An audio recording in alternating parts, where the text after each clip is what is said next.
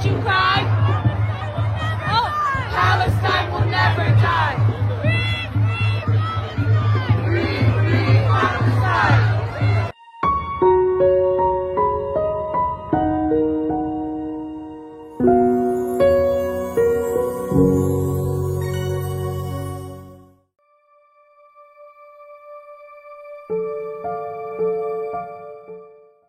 Assalamualaikum warahmatullahi wabarakatuh. Apa kabar para sahabat wakaf semuanya dimanapun Anda berada? Mudah-mudahan masih dalam lindungan Allah Subhanahu wa Ta'ala. Sahabat, kalian tahu nggak? Ternyata Zionis itu bukan dari ajaran Yahudi, melainkan dari ateis. Mungkin teman-teman atau para sahabat pernah melihat ya, ada banyak video yang menampilkan tentang orang-orang Yahudi itu atau aksi-aksi demo yang dilakukan oleh orang-orang Yahudi itu malah membela Palestina. Mereka berlepas diri dari pembelaan dan dukungannya kepada Israel. Nah, sebenarnya itu ada apa? Kenapa mereka berlaku seperti itu? Harusnya kan mereka itu membela Israel, karena Israel itu akan menjadi negara orang-orang Yahudi. Baik itu dari negara Amerika, Inggris, dan semua orang-orang Yahudi yang ada di belahan dunia. Jika saya membaca literatur atau artikel-artikel yang ada di internet, di situ ada beberapa hal yang saya garis bawahi bahwa ternyata ada 3 entitas dalam peristiwa penjajahan dan pembantaian yang ada di Palestina.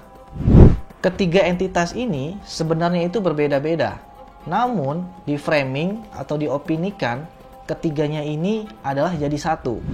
Ketiganya tersebut adalah Zionis, Israel, dan Yahudi. Singkatnya seperti ini simulasinya. Ada orang yang memiliki paham Zionis yang bernama Theodor Herzl pada waktu itu memiliki ide untuk mendirikan sebuah negara untuk menaungi orang-orang Yahudi. Nama negara tersebut dinamai oleh Israel. Nah, kemudian orang ini menggunakan agama Yahudi untuk melegitimasi aksinya menjajah tanah yang menurut mereka itu dijanjikan, tepatnya berada di Palestina. Baru-baru ini ada seorang rabi Yahudi yang diwawancarai untuk diberikan atau untuk memberikan pendapat terkait dengan penjajahan Zionis Israel kepada rakyat Palestina.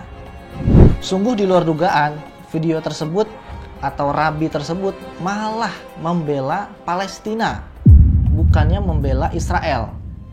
Padahal Israel itu didirikan untuk orang-orang yang beragama Yahudi.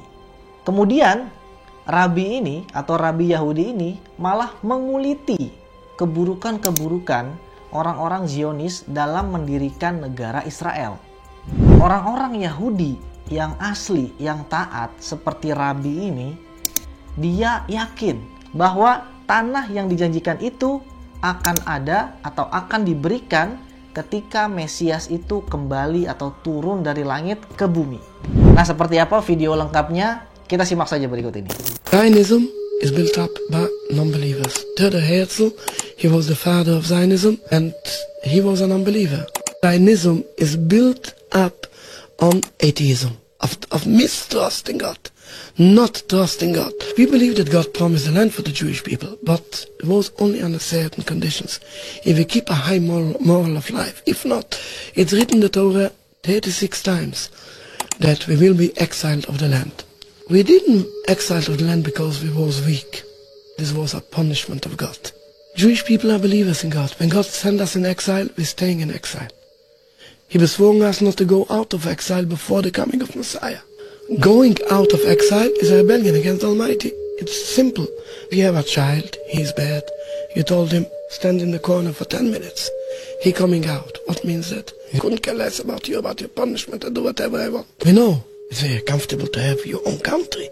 But we are believers in God and we accept everything what God do. The Zionist people are atheists. So they say, how long we will stay in exile? Why? There's no reason for that. They don't believe that God exiled them. We have to organize ourselves. We have to take the land over. Nah, sahabat, itu tadi video Rabi Yahudi yang menjelaskan terkait dengan dukungannya kepada Palestina.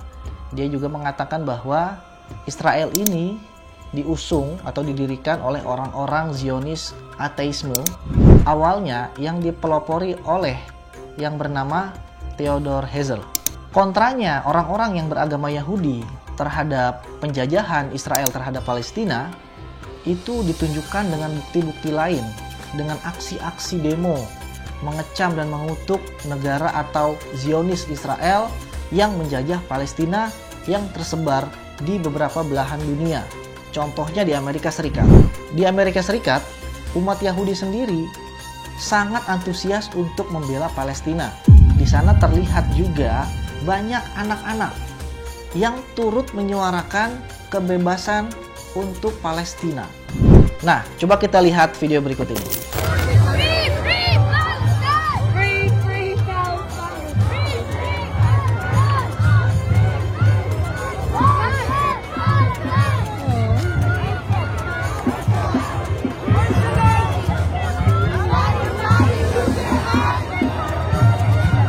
We charge you with genocide!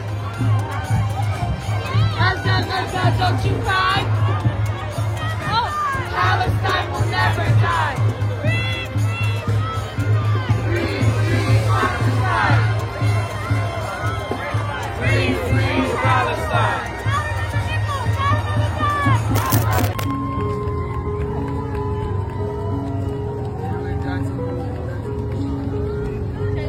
I'm a Jewish person. I am totally anti-Zionist on principle. Zionism is a racist, settler, colonial ideology that is responsible for 75 years of brutality and that is responsible for producing the resistance against it. I just tell people there's nothing anti-Semitic about calling for equality. What's anti-Semitic about saying all people deserve to be treated equally?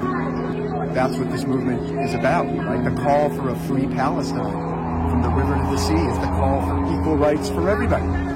The complete opposite of what the Israeli regime has been about for 75 years. Di sini saya ingin mengatakan bahwa betapa bodohnya orang-orang yang masih saja membela Israel. Padahal orang-orang Yahudi atau umat Yahudi sendiri, dia malah justru membela orang-orang Palestina yang dijajah. Padahal informasi seperti ini tuh mudah sekali didapat, baik dari internet, media sosial, atau sumber-sumber lainnya. Jadi, kesimpulan dari video ini adalah ada 3 entitas. Yang pertama Zionis yang memiliki ide untuk membangun negara Israel. Kemudian ketika proses membangun negara Israel menggunakan agama Yahudi sebagai legitimasi dan guna memperoleh dukungan dari orang-orang Yahudi di seluruh dunia. So, sahabat, mudah-mudahan informasi ini bisa menjadi tambahan wawasan bagi kita semuanya. Mudah-mudahan umat Islam segera bersatu agar kita tidak lagi merasakan penjajahan yang ada di atas dunia ini. Dan mudah-mudahan ketika umat Islam bersatu, seluruh umat Islam yang ada di dunia bisa terlindungi dari segala bentuk kejahatan. Terima kasih. Jangan lupa subscribe, komen, dan like jika konten ini bermanfaat bagi kita semuanya. Assalamualaikum warahmatullahi wabarakatuh. Allahu Akbar. Kali ini kita sedang di perjalanan menuju Desa Berungai, Desa Semuntai, Kecamatan Sepau. Alhamdulillah tadi kita dari Kabupaten Sintang setelah melakukan perjalanan selama 3 jam dan kondisi jalannya ya seperti ini. Seperti para wakil semua lihat bahwasanya rintangannya ya ini jalan yang berlubang. Sudah ditunggu oleh para mualaf yang alhamdulillah berjumlah 17 orang, yang dimana kita akan melakukan berbagai kegiatan di sana. Yakni yang pertama adalah melakukan syahadat. Asyhadu an la ilaha illallah. Melakukan sunatan massal untuk para mualaf tadi. Kemudian kita akan melakukan pembagian zakat. Tak lupa yang penting bahwasanya kita ke sana itu akan membagikan Al-Quran, karena kali ini merupakan wakaf Al-Quran dominan untuk Muslim pedalaman di Kalimantan Barat.